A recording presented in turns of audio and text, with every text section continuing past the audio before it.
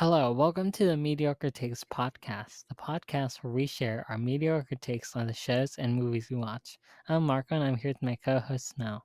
How are you doing, Mel? I do drugs now. Really? Yeah. I do What I kind? do I do the marijuana. Did that sound convincing to you? Yes, it did. Cool. I'm cool now.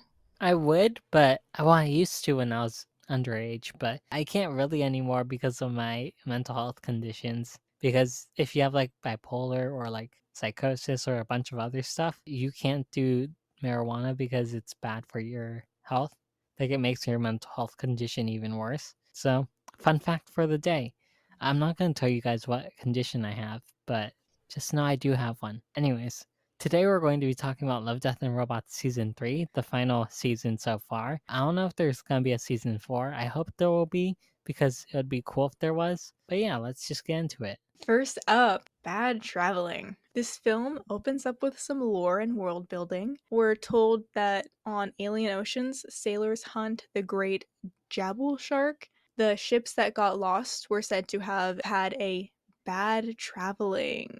Ooh, the title. We switch to a ship crew being under attack by a giant crab monster, where we see it attack and kill a few of the crewmates before grabbing one and retreating below deck. The surviving crew pulls sticks to see who has to go down, but when the biggest guy pulls the shortest stick, he says he's the leader now and will choose who has to go down. He chooses the crew member who suggested pulling the sticks, Torin. Torin goes down and the crab emerges. It uses the top half of the person it dragged down with it to say it wants to go to Faden Island to eat. He makes a bet with the crab not to eat him in order to get to the island. He also retrieves a key from its vomit. After he gets back on the deck, he books it to unlock a box under the bed in what I'm assuming is the captain's quarters and retrieves a gun. The other crew chase him, but back off when they saw his gun. He explains that it wants passage to the island and it needs to be fed humans to sustain it. He suggests they feed the man who pulled the shortest straw before, and the crew throw him down to be eaten. They vote on paper whether or not to lead the monster to Faden Island or an unoccupied island close to it. After tallying the votes, Torn claims he's marked all the papers to know who are the traitors and shoots the only two black people on the boat. Interesting. They continue on course to the unoccupied island. There was an attempted assassination on Torin before the crab wishes to speak to him. It tells him it wants to go to Faden Island, and he finds out this is not just a giant crab, it's a single mother trying to feed her many babies. Night comes, and Torin tells them to keep course, and he goes Betty bye. The crew goes to kill him but ends up attacking some pillows. It's a trap! Torin pops out of nowhere and kills all of them, and we find out that he didn't mark any of the papers because he didn't have to. Everyone voted Faden Island. Torin goes down to the crab and breaks open barrels of Jabal shark oil before blowing up the ship and killing a single mother and her children. Okay, so I get that this episode is really good, but I personally couldn't stand this episode, although I do like the death. Like, the death is good. Like, I generally can't put my finger on why I don't like this episode when I know overall it's a really good episode, but I'll try my best to explain it anyway. Basically, I do not like the design of the monster. It's like a bit too much for me. It really put me off, even though I do like the designs of the other monsters in this show. Also, I don't really love horror. If you guys do remember, the only horrors I've seen is a Krampus movie and the Fear Street trilogy, which Mel made me watch. Basically, horror isn't my thing. Like, I don't know if y'all understand. I literally felt so much suspense while watching this episode. Overall, I think this is a good episode. It just wasn't for me. Okay, first of all, I could tell right off the bat that the ship was filled with slippery traitors. The looks going around when they were pulling sticks, and then how they all immediately turned on Torin, and then turned against the other guy. Slippery slugs, all of them. That being said, I don't like how soon the only black people were killed. It gave me real bad vibes. I'm not saying that this was racially motivated, I'm just saying they could have lasted longer. I absolutely love that fight scene and how he slaughtered everyone, and how he kept that one guy alive just a little bit longer to have help throwing the bodies down, and then just pushed him down. queen moment. That being said, he killed a single mother of many, fighting to feed her kids. Like, I really had trouble being on Torin's side here, and it's not just because I like crabs, though I really do like crabs, and I don't understand why you did not like this monster, Marco. It's just a big crab. It was cool. I don't know, I just feel like he should have let her eat all those innocent people on that island. Okay, the next one I'm doing is Three Robots Exit Strategies. Okay, this episode starts with KVRC, the orange robot landing their ship on a minefield. Xbot 4000, the humanoid robot, and the orange robot see a bird get destroyed by stepping on a bomb. Triangle robot explains that they're looking at humans to see how robots can survive. They go to a survivalist camp, and the orange robot says that some humans were looking forward to the apocalypse. The triangle robot says that the humans killed most animals to extinction. They talk about how these specific humans have fewer economic advantages and options. They go to a ship next to see how rich people survived in the apocalypse. The humans thought technology would save them, but since they didn't have any humans with any practical skills, they ended up dying. Then they go to a bunker where the last of humanity lived. Since they didn't have enough food, they ended up eating each other. Then we learned that the extremely rich humans went to Mars. Then they learned that one of the rockets actually landed. Then we see a cat survived at Mars and says, "Who were you expecting? Elon Musk?" Honestly, fuck Elon Musk and fuck Twitter. For those of you who don't know, we're on Threads now, which is like the hip new social media app, which is a Instagram version of Twitter. Also, fuck Mark Zuckerberg too. I don't care about either of them, but at least Mark Zuckerberg isn't limiting the amount of tweets you can see in a day or threads you can see in a day. Anyways, I like it when the cat says, "What were you expecting, Elon Marco, Musk?" all you Yeah. have to do is pay to use a social media website and you're all good, Marco. Just Oh my pay god. pay a very convenient monthly price and you can read as many tweets as you want. How embarrassing that I'm is for good. him. What a tiny I'm penis man. Yeah, I liked it when the cat was saying, "Who were you expecting, Elon Musk?" This episode was just okay. I found it funny at some points, and I liked it when the triangle robot starts talking about the downfall of humans, but then gets interrupted, and that's it. Just like in the first Three Robots short film, I love 1145G's blunt and informative commentary on how humans suck. Elenia is such a girl boss, and it makes so much sense that the robot revolution started with awkward, weird tech billionaires. And I love the inclusion of cannibalism. Every post apocalyptic world needs cannibalism. And the little jab at Elon at the end was so cute. But if you remember in our episode reviewing the first season of Love, Death, and Robots, I mentioned how this short film talking about how we ruin the environment and ecosystem was ironic. And it becomes even more ironic with this episode where they make fun of rich people, and that's because there were NFTs sold of these short films, which fucks with the environment and is a financial scam. That being said, I have come to realize that I do in fact own an NFT. Um this is this I know you guys can't see me right now, but my mouth I is agape. I got it for free. I don't like I feel like this okay, so it's an NFT of a DC comic book. And basically, I think this was during DC Fandom, either like I think it was like 2020. If you were there, you were there. But it was like, "Oh, if you have a DC account, just like enter this and you'll get a chance to win an NFT." And I won an NFT. I have the one where it's the one with the first Black Green Lantern, where the other where Hal Jordan is dying and then the first Black Green Lantern takes up the mantle, which I think is so interesting that I got that one. But anyway, yeah, technically I own an NFT. I looked this up. I'm not the only person who has this NFT. There are so many of them out there. I think mine cost about like $5. It's a very embarrassing thing to admit, but I got it for free. And I didn't even when I got it, I didn't even know that's what it was. The way they were explaining it, I thought I just got like a digital copy of this comic book. But when I found out it was just this silly little like GIF, I was so angry. But anyway, yeah, I'm one of them, I guess. I I'm didn't so even know what it was disappointed when I in you. got it, and it was free. I wasn't gonna pass something free down. I know, I'm but I'm mad at joking. myself, so I need to make myself feel better. Okay, let's do Night of the Mini Dead. A little play on words, if you know what I mean. The title is so funny to me, it made me giggle. This film is short but sweet. We see a couple drive to a cemetery and have sex throughout the cemetery.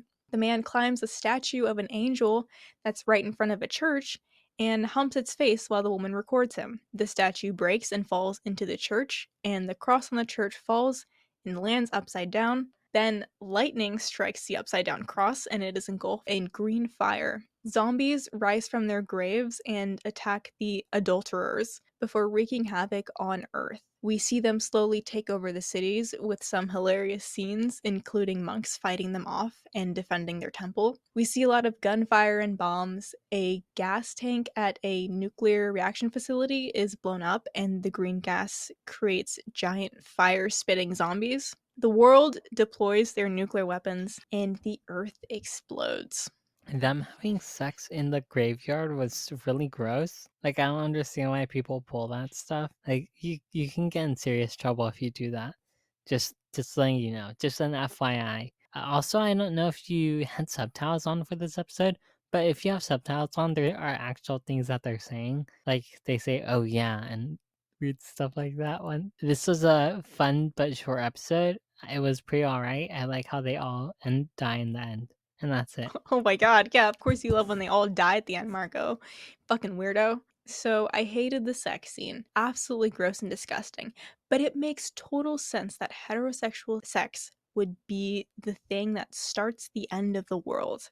It was so fun to see the zombies run like little ant colonies. And there were so many scenes that were so cute and funny. My favorite were the temple, the gas station, and the nuclear plant. Also, I feel like this is the most realistic response to a zombie apocalypse, just like the whole world blowing itself up. And something that I thought was really interesting about this short film in particular is what they used to create it. I know that they used live action photos of certain areas and they just used a certain like lens to make it seem a certain way, and then they used, I think it was either stop motion or CGI or something, but the way they created it was just like so cute. The next episode we're talking about is The Very Pulse of the Machine. I think that's what it's called. This episode starts off with two women talking about whether or not they should go back to Lander, whatever that is. The main character says that she senses a temperature spike. Suddenly, the ground starts crumbling below the space vehicle, and the vehicle is turned upside down. The main character's friend is dead.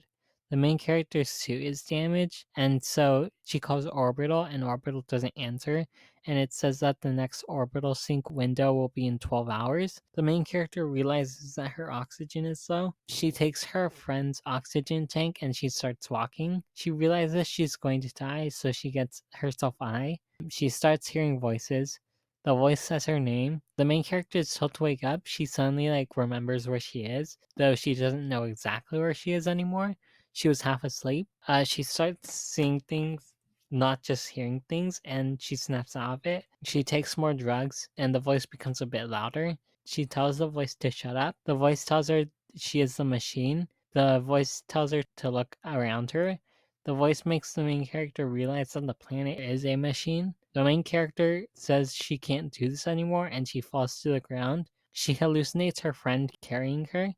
Our main character wakes up with her oxygen level critical. She asks her voice about the lake with the strange liquid in it and asks her if her friend was in there. She realizes that there's 1 minute until the oxygen breaches. The main character asks the voice if she's a machine, then what is her function? The voice tells it to know her. She takes more drugs and falls into the strange liquid. The liquid explodes, and that's the end of the episode. To me, this was just a really sad story about a woman who falls into psychosis and dies and commits suicide, and that's kind of depressing. But yeah, I think this was a really cool episode. I really like the animation and how I really like that exact scene where her friend is carrying her, even though the friend is dead. And I liked how there was a hole in the helmet and it started glowing.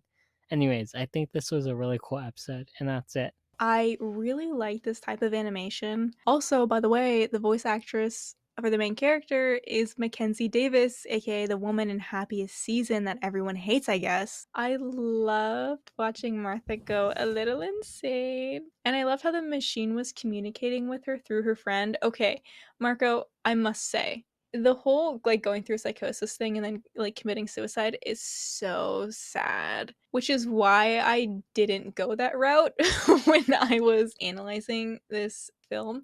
I thought that the idea of this like all sort of just being reality for her was much more interesting. And so like I really like the idea of of like this earth or like this moon being a machine and like trying to speak to her and like using her friend to speak to her. It was pretty fucked up, but I thought it was really cool. And then like the machine possessing her friend and taking her to that spot. And you know, I kind of felt like Io was kind of like gaslighting Martha into jumping. So yeah, Well, she commits suicide. no, because you see, it's a happier ending if you think of it my way, because the moon is actually a machine, and then she jumps and becomes one with the machine. So she's not dead, Marco.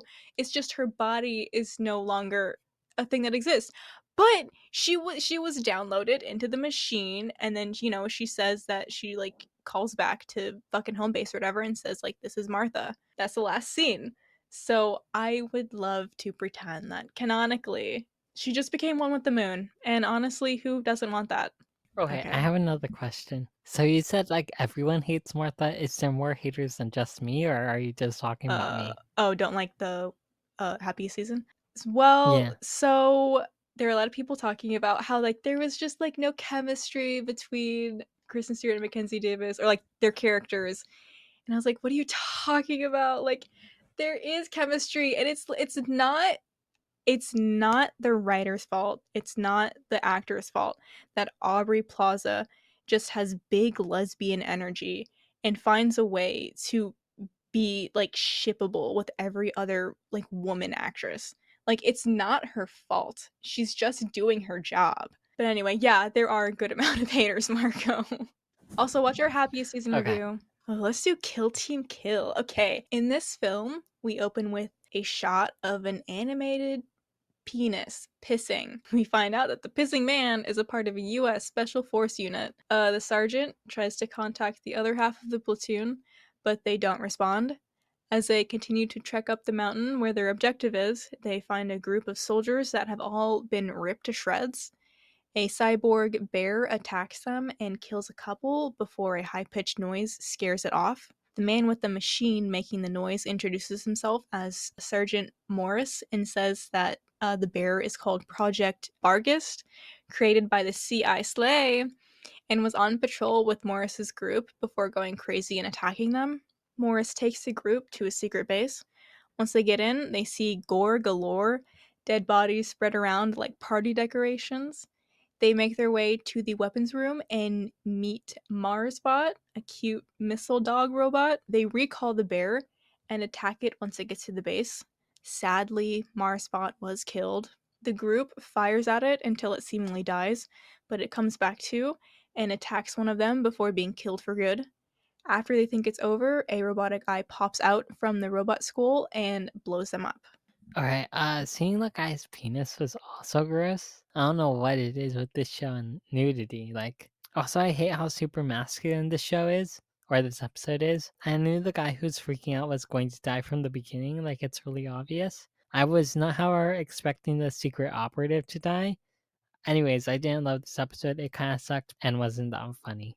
I did not appreciate the penis either, or the pissing. Michael, we were pissed on. I will say this is definitely something that would air on Adult Swim. I really appreciated the excessive amount of gore in this film. I think the animation style really complemented it. They did a great job of making the blood really pop out. Mars Bot dying was so sad. I know I said before that the robot dogs scare me, but this robot dog was created in a way that didn't incite fear. And it was truly the only death that I mourned. Also, you said that this was like a very, very manly um, film, but I have to say, There is something about this type of masculinity that just screams homoerotic. Genuinely, I thought the end scene was going to be the last two guys making like vigorously making out. Like there's just no, but like the way that there's like super like hyper masculine, it just kind of seems gay at that point. And I don't mean like in a mean gay way. I mean like in genuinely like I really felt like these men loved each other and wanted to touch each other's bodies. That's just the vibe Anyways, I was getting. the next episode is Swarm. This episode starts off with an alien talking to our main character, Dr. Afriel. They mention a contract and how the aliens will return for him in 60 days. The main character goes into a meteoroid. We meet another character called Dr. Murney. Dr. Murney explains that she isn't able to communicate with the swarm, but she's still able to communicate with certain symbiotes. They swim through the swarm. They see a creature called a tunneler. They see the queen and the heart of the swarm. Dr. Afriel wants to use the swarm to bring order to the human world. Dr. Murney sees through this and thinks he's trying to exploit the swarm. They argue whether or not they should use the swarm's power. Dr. Murney tells Dr. Afriel that he's trying to build a slave race. She says that as long as no harm comes to the nest, she'll help him. They start to make out and have sex. Then it's a while later, and Dr. Afriel is told something's wrong with Dr. Murney. He goes to her. The swarm starts going after him and trying to kill him and capture him. Then he sees that something has taken over Dr. Murney's body and that there are like tentacle things in her brain and in her body. And we meet a creature called the Swarm. And the swarm says the genetic changes that Dr. Murney and Dr. Afriel caused created a swarm mind to be created. Dr. Afriel and the swarm discuss war between the humans and the swarm. The swarm tries to breed the humans, but Dr. Afriel declares war, and that's the episode. Dr. Murney was so stupid. Like, why would you have sex with someone who's trying to create a literal slave race? It's so dumb. Like, I don't really get it. She knew that this was a bad idea and still went through with it. I really like the world building of this episode, but after what Afriel did, I'm rooting for the swarm and not him. Honestly, I would have been okay with him dying and everyone else living. The animation of Dr. Murney having tentacles all inside her body was creepy as hell, and that scene where she tried to fight off the swarm was really cool. As someone who loves aliens and sea creatures, I was so interested in this film. Just seeing all those little creatures and being told their functions was so fun. The moment I heard the man trying to exploit these creatures, I prayed for his downfall. And the moment the woman said slave race without noticing the irony, given the fact that they're both black, genuinely I could not. I don't understand. I didn't get it. This is one of those situations where the film as a whole frustrated me because they didn't give me enough of a reason to feel like the things that were happening made sense. And I was also like so sad to see the woman die and be fucking possessed and shit because the man corrupted her. Literally, she did not deserve it. He did. And overall I did not like this film. Next film, In Vaulted Halls Entombed. This film opens with army soldiers on a mission to rescue a hostage. They make their way into a cave the hostage was taken into. When they get into the cave, one of the soldiers finds some glowy goop on the wall. They discover the remains of multiple bodies and identify them as the hostage and insurgents. They hear gunfire and follow it. We get a shot of more of the goop sliding down the wall of the cave before a spider-like creature falls on one of the soldiers. It's crushed before a swarm emerges and chases the group. The group shoots at them while falling further into the cave, and a few of them are killed. They make it to a temple of sorts with chains connected to something in the center of the room. The group make their way to another entrance on the other side before bigger spider creatures chase them and kill another soldier. They see the chains move and hear whispering. One of the soldiers follow the whispers and they find a giant eldritch being chained. It opens its fiery yellow eyes and makes eye contact with the last two soldiers. They see visions or memories of the Eldritch horror basically killing everyone and scorching the planet. It then whispers to them to release it. One of the soldiers go to release it, and the other ends up killing him. The last soldier shoots the remaining bullets at it. And then they have a bit of a staring contest. We cut to a later time where the last surviving soldier is aimlessly walking into the desert, whispering alien words with a knife in her hand and two missing eyes. I really liked this episode. It was very suspenseful and creepy. Even though it had horror elements in it, I really liked it. I was expecting the man to live, but when the woman lived, I was so surprised and I was like, yay, feminism. But not really. I really want to know what happens next in this story. I wonder if the monster managed to get released and how it would take over the world. We got a scene of how the monster took over the world in the past, which was really cool. And overall, this was a good episode. So I looked up what Lycan was, which was the female soldier called the goop that she saw on the wall. And basically, it's a composite organism that arises from algae or cyanobacteria living amongst filaments in multiple fungi species in a mutualistic relationship. And it made me wonder, maybe I'm thinking far too into this, but it made me think if this had anything to do with the like eldritch abomination. It just I don't know if it was like a what's it called? What's it called? Like, oh, I don't know if it was either like foreshadowing or if it was a red herring or if they just wanted to add that fucking word in there, but it really made my gears turn. And I'm not at all a fan of the spider creatures. No, very icky gross. When they crawled up the soldiers and tore them apart, very nasty. No, very bad. The Eldritch Abomination, I need to know more. This was so interesting. Once again, like I've already stated before, they've created a world that I just need to know more about, and it sucks that this is a short film and we'll probably never get a full movie or a show out of it. The fact that this is obviously a destroyer of worlds and it's been locked up, like, I need to see it scorch the earth. I need to see how they contained it in the first place, and I need to see it escape and wreak havoc again. It just hook, line, sinker. Something about it. Also, Girl Boss Slay Queen out here killing her last soldier friend and then cutting her eyes out, probably to stop the visions. Then also just like aimlessly walking away with with her speaking like alien noises. It just it really make you think. I feel like it would be so cool if someone found her and then like a group of people found her and she was saying that alien shit and then someone's like, wait a minute, that sounds familiar, and like they're like a cultist or whatever, and like, Marco, there's so much lore that they just threw on us that you can build off of. You'd probably die from the shock of tearing your own eyes uh out.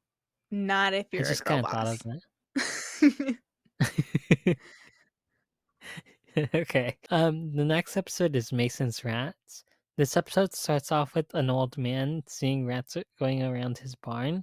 The old man shoots one of the rats when he inspects the rat, and he sees the rat has a belt with weapons in it. He sees a group of rats, and one of them shoots an arrow at him. The old man calls pest control, and the pest control man says to the old man that the animal kingdom is adapting. He buys some laser tech killing rat machines. The rat machine kills a cat. As he's burying the cat, he sees the lasers shooting everywhere. The rats destroyed the killing machines, so he calls the tech guy once again. The old man buys a new weapon. We see the new robot killing a bunch of rats, and the old man realizes that he doesn't want the machine anymore, so he shoots the machine, and he makes a peace treaty with the rats to not kill each other anymore. This one was okay. I liked the animation, but that's pretty much it. I don't really have that much to say about this episode. It was cool. Rats are so smart. I can see them using tactical warfare relatively soon. Also, since they're having like a bunch of babies and they grow up so fast, I really wouldn't be surprised of a quick evolution, especially if they were constantly being faced with death. They would have to adapt fairly quickly to overcome death. It would have been so interesting to get a short film from the rats' perspectives to see their war against the machines. I don't know, maybe season 4. All right, last one. Jibaro. In this short film that won 2 Emmys, we open with fancy jingling knights making their way through a forest. It's established fairly quickly that one of the knights is deaf. The deaf knight walks up to a lake where he picks a piece of gold out of it. When he puts his hand in the water, we see a pair of eyes open. He has awoken something. or someone. We see the knights conversing with people who look vaguely noble-ish, kingly-ish, priesty-ish. I really don't know what they were supposed to be. But their meeting is interrupted when a very pretty woman emerges from the water and screams at them very nicely. The men are pulled to her. They race to the water while slicing each other down and doing ballet. The deaf man stays on land and looks at them in horror. The woman screams at him and gets upset when he doesn't run to her. He runs away on a horse and she falls back into the water. The man ends up near a river and lays down for Betty by. As he sleeps, the very pretty woman comes by and clanks her jewelry all over him, kind of like how a cat will rub their head up on you. He wakes up to her spooning him, and as she runs away, he notices she's made of jewelry and gold. The greedy dick chases her. He meets her at the top of a waterfall where she kind of dances around him before kissing him. She starts eating his face just a little bit, and then he headbutts her before she gets knocked out and starts maniacally ripping the bloody jewelry off her, and then rolls her unmoving body off the waterfall and making off with her precious gold. She ends up where she was in the beginning of the film. The elevator scene from The Shining happens. As the man stops to get a drink, he notices the water is red, and after he drinks it, his hearing starts to work. And he goes a little bit crazy after hearing things he's never heard before. The woman wakes up and realizes her precious gold and jewelry has been taken from her. She screams out of pain and sadness, and the man follows her into the lake where he drowns to death. Okay, so this episode was absolutely beautiful and freaky. The fact that this is keyframe animation and it looks so fucking good is cool. That these animators did such a good job when it comes to animating this story, and they should be thanked for their service in the animation community. There was so much attention to detail and depth, and I really liked it. The siren looked so cool, and I love how she killed basically all of the men. We love a badass woman who kills men. I hate the fact that the man attacks the siren, which really sucks. Like, I really wanted her to kill him. Well, technically she does at the end, but whatever. Anyways, this was an amazing piece of art. This was such a beautiful film. I will always support women killing men. And this was obviously the story of a siren, as well as a depiction of an unhealthy relationship. Yes, this was an unhealthy relationship, and I did read a little bit that like that was one of the main points. But if they were trying to depict a mutual unhealthy relationship instead of one where only one of them is a toxic cunt, I don't think they did a really good job of that because the woman genuinely just like she's a fucking siren. She's gonna do her job. But when she met someone that she's never met before, a deaf person that, you know, obviously didn't fall for her, she was curious. And he was just a greedy bitch who tried to fucking he killed her. He tried to kill her, dude. He took something so precious away from her. So the idea that both of them are like the toxic person in the relationship is that's wrong. If you ever had that thought in your little brain, you're incorrect. The man was in the wrong in the situation, and truly I did cry at this film just because they did such a great job of showing the amount of like pain and anguish she was in when she woke up. The way that she was like shakily doing the dances that she's done before, but she didn't feel as maybe luscious or magnificent as beforehand because her jewelry was taken away from her. And like the screams of like agony, you could hear the pain in her voice. It very much gave there was like a very strong parallel to that scene in Maleficent where that guy drugged her and then cut her wings off, and then when she woke up and she was like, "Oh no, where have my wings gone?" And I thought it was so beautiful. And I think literally if you're not interested in Love, Death and Robots, that's fine. At least watch this one episode. Oh, something that I didn't point out is the way that they were able to establish that the man was deaf by sort of making these really loud clinky noises in the beginning and then, you know, showing the man and then zooming into his ear and having no noise. I thought that was really cool. Like the way that they were able to, you know, effortlessly explain that to us without any dialogue was amazing. Okay, overall thoughts. Overall, I'm really happy about this show existing. Although I do not know if there's going to be another season or not. If there isn't another season, I have an African futurist recommendation for y'all if y'all are interested, which is Remote Control by Nadia Korafor. Basically, there's a difference between Afrofuturism and African futurism. African futurism is more about like people from Africa and sci-fi stories from Africa, while Afrofuturism is more about the diaspora and black stories from the diaspora with sci fi elements in it. I really love Love, Death, and Robots. I hope there's gonna be a fourth season. The animation has always been top notch, and we've gotten such amazing episodes from Love, Death, and Robots like Jibaro, and that's pretty much it. What is there to say overall that hasn't already been said before? This has such a wide array of films that you will love so many of them, and you will like so many of them, and you will hate probably like a handful of them. There are just so many like precious little gems in this, as well as some really like just like fun and goofy episodes, and they're all so short that really there is no reason for you to not watch it. As I said before, listen, if you're not a fan of any of this stuff, please at least just watch Jibaro. Anyways, you guys, if you want to send us a voice message on Anchor, there'll be a link in the description to do so. We also have an Instagram, Twitter, TikTok, and Threads, which are at MidTakesPod. And that's everything. So goodbye.